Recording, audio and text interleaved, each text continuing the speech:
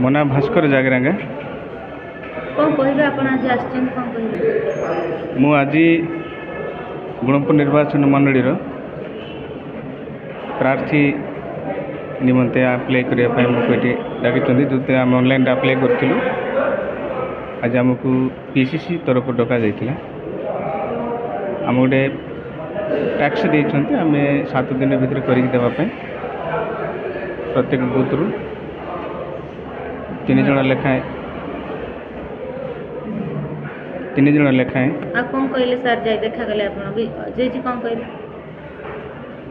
अजय जी कौन कहले आपण 7 दिन ଭିତରେ ଆମେ ଯେଉଁଟା ଦେଇଛନ୍ତି ସେଇଟା ଆମେ କରିକି ଦେବା ପାଇଁ କହିଛନ୍ତି।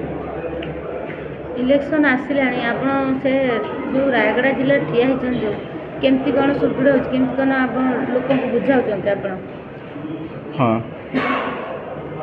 आमे बीजेपी और बीजेडी सरकार विफलता को नहीं लोकों पाखे जाई पहुँचुचु एवं ए दुर्नीति सरकार विफल को नहीं आम लोकों पाखे उपस्थापन करुचु।